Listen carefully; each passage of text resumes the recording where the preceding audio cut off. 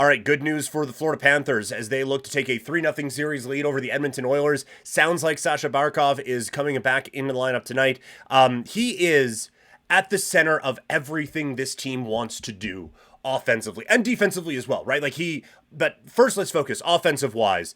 His puck retrieval is so important to what they're doing offensively because of just how hard he battles along the wall, being able to create some of those second, third chance opportunities, sustain some of that zone time that the Panthers have been so good at, especially in game 2. He is the engine that drives so much of that, creating more opportunities in front of the net, scoring goals in front of the net. He does that so well. And just like you can see the hat, that is the part of the Huberdeau experience that Huberdeau is missing right now. And I don't think people really understood how big of a part Barkov was. Obviously, we knew Barkov and Huberdeau, like that's one of the best tandems in the league.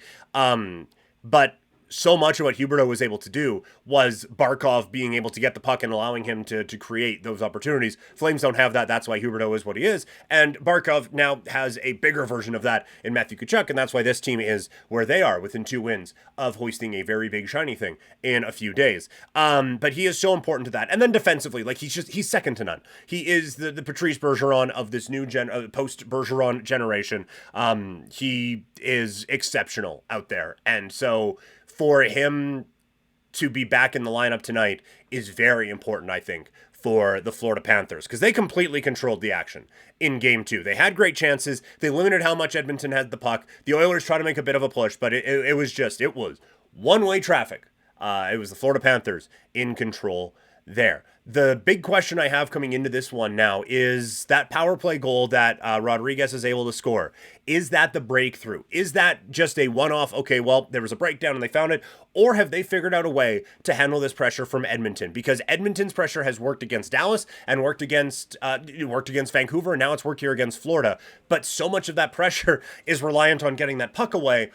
If you're putting all that pressure on and still leaving the front of the net wide open and Rodriguez for opportunities like that, eventually Florida is going to find a way to be able to beat that. I do think it was just a missed whatever, as there's lawn mowing happening out here. I do think it was a missed assignment, but I do think that the type of pressure that Edmonton puts on teams does leave you vulnerable to weak side attacks. And that is what this was with a really nice pass. I think it was Lundell getting it to Rodriguez and a perfect deflection, puts it into the back of the net. So how do the Oilers now respond? Was that just a one-off, or has Florida found a bit of a hole in the armor here to be able to work their way in? And on the other part of the special team side, their penalty kill has been excellent. Like, Edmonton scored once in this series, and it was 4-on-4. I think how conservative the Florida penalty kill has been has really caught Edmonton off guard. You look at how they played the Rangers on the kill.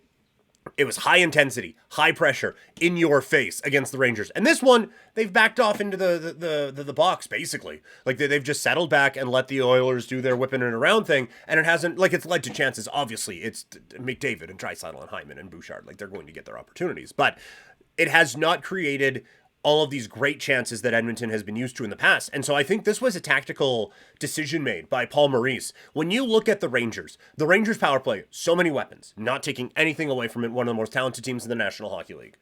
But they don't exactly zing the puck around. It is a bit more of a methodical, we will pass it around, we will find an opening, and then we got the guys, you give us one opening, they'll hammer it in and they'll score. That is how they run their power play. The Oilers, it is zipping, it is speed, it is passing, it is quick, it is movement, it is opportunities, it's shooting, it's scoring. That is how Edmonton scores on the power play. And so if the Panthers did that high pressure that we were talking about, Connor McDavid's going to find a hole in. And like Connor McDavid's going to find a hole in any defensive system you throw at him in the National Hockey League. But for the Panthers to be so backed off, I think Edmonton was expecting that pressure, and then it's a couple quick passes, and all of a sudden you have like an isolated 3-on-1 at the side of the goal, basically. Florida hasn't put themselves out of position, and they've done a great job of killing these penalties off. And whether it's on the penalty kill or whether it's 5-on-5, Ekblad and Forsling have been fantastic. I have loved how this group has played. I thought Ekblad in game 2 played the best game of his career. And Forsling, using his skating ability at both ends, has been absolutely fantastic. And according to expected goals for, they've won the McDavid minutes so far. And like it's 51-49. This isn't Draisaitl against Heiskanen in the last round. But if that keeps happening, the Panthers just win. Like that there is no world where Edmonton even slightly loses the McDavid minutes, and wins the Stanley Cup. That just does not happen. If Ekblad and Forsling, with help from the forwards as well, but if they continue that type of success, they're going to have so much joy out in Florida. And so that's why tonight is really important for Edmonton. They get last change. They can avoid those sorts of situations as much as you can.